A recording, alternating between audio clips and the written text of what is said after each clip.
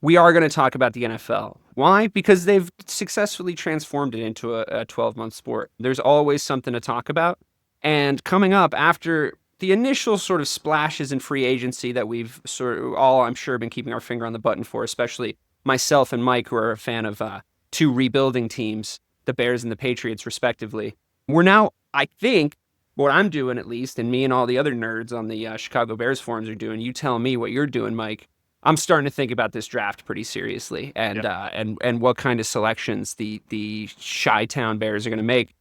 With a pick at 4, not only are you thinking deeply about what kind of a pick you're going to make, so is the rest of the nation. You know, you're going to make the top of the hour on every sports show because you're in the top 5 draft picks coming up.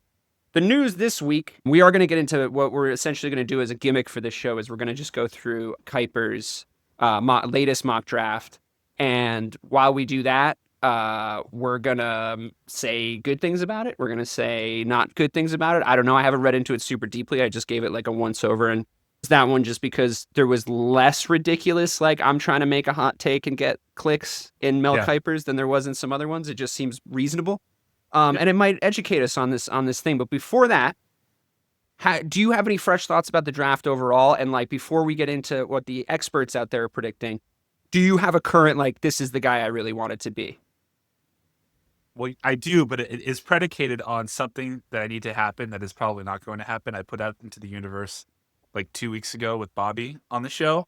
I was like, Uh-huh. I need the Giants to feel so bad about what Saquon Barkley did to them last year that they reach for Ashton Jeanty. Because if they do that, either Abdul Carter or Travis Hunter falls to the Patriots, and those are the two players that I'm really really wanting. So I still want to put that out in the universe. I want that. There's nothing more that I would want than Travis Hunter to be a New England Patriot, but it feels less and less likely that that's going to happen.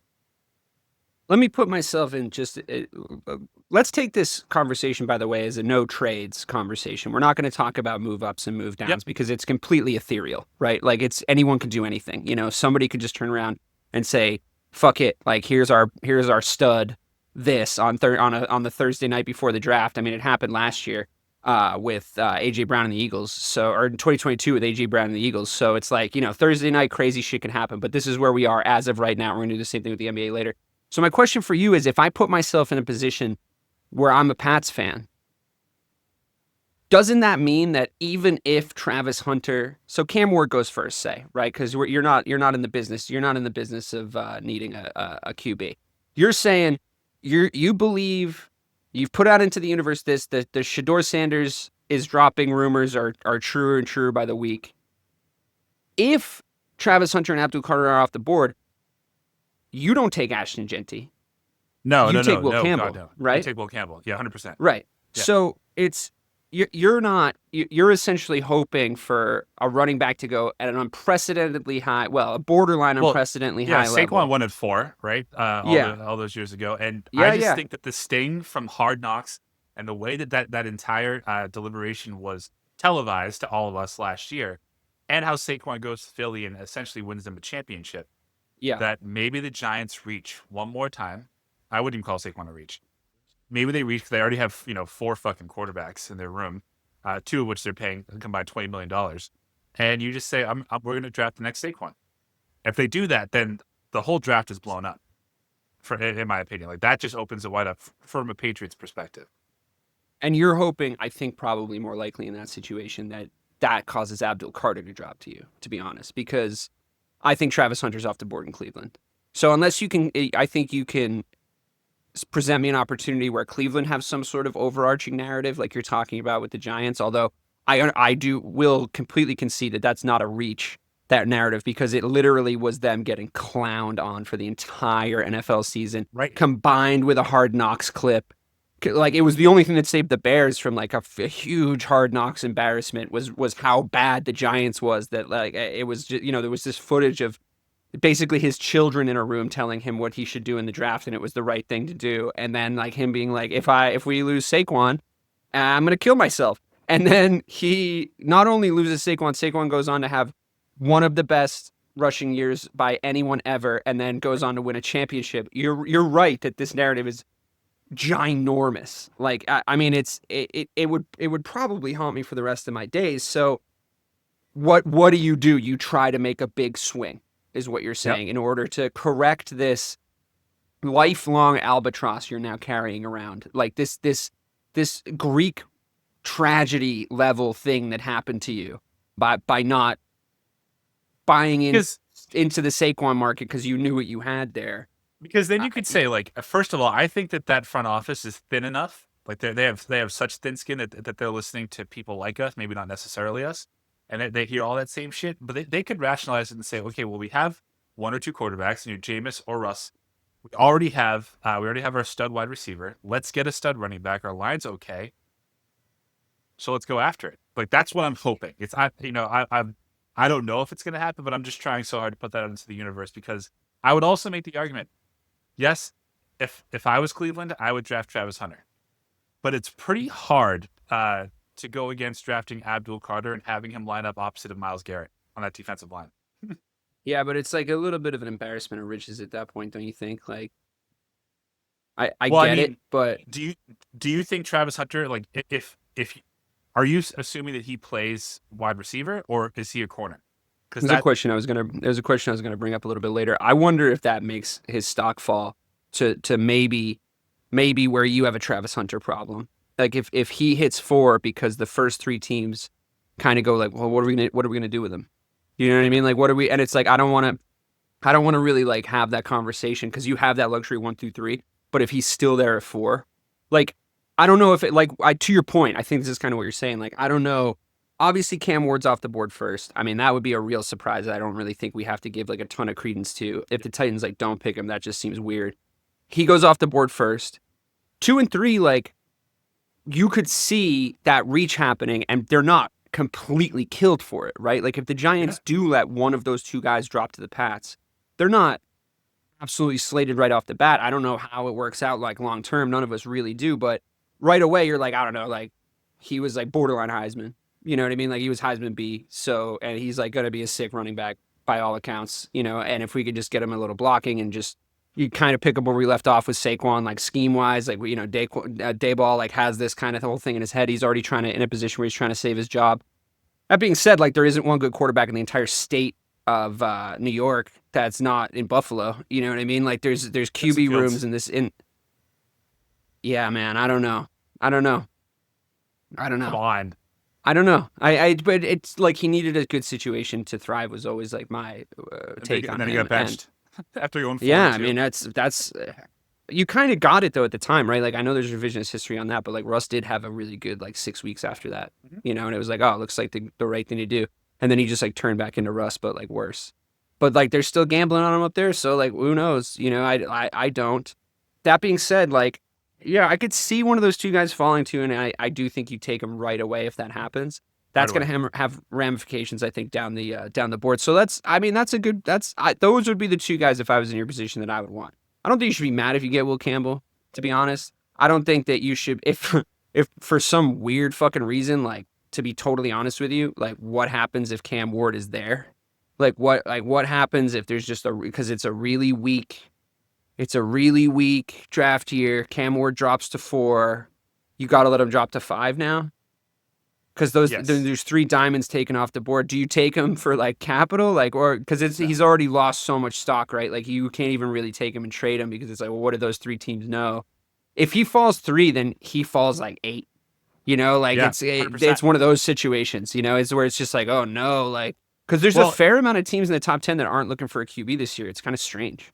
If you're asking if Cam Ward is on the table and the Giants are up for, like, do you pick him? I'm not saying this is going to happen, by the way. No, I know. I think he's going to go first. They got Jameis, they are Russ, but let's say like all hell breaks loose and everyone is just fucking high, and Cam Ward is available at 3. The Giants. You're the Giants? No, dude, you can't have that many quarterbacks. You're going to look like idiots. But you don't have any good quarterbacks. It would just be like the most dysfunctional room to put like a rookie QB in, like, of the year. It would be really more the same. It would be so dumb if they did that, dude. Like, it would be the same as if you did it. Like, you already have a QB. You don't need to like fall in love with the position over the player. You know what I mean? Best Like, available player. I mean, no quarterbacks though. that's the Bill Belichick way for years and years, right? It's like just take the best guy at the position. It doesn't matter. I mean, I not a QB, I disagree. get that. Or a wide No, receiver, but yeah. or a wide receiver, but he was always just like, whatever. We have four safeties. What's another safety? There's the reason you guys had the best special teams in the league every year. It was like, you were absolutely stacked at the defensive skill positions, if you want to call them that, right? Like he just loved himself a safety, like loved himself a linebacker. I mean, he won a lot of Super Bowls, so it's whatever. But yeah, I mean, I agree. The thing is I also sort of get that logic because by all accounts, if Ashton Jeanty is at 10, the Bears take him, right? Because it's very like Ben Johnson and when he was on the Lions, they took Gibbs maybe a little higher than people thought, but look like what a weapon he was once he put that two running back system together. He's got DeAndre Swift as a gadget guy to be great.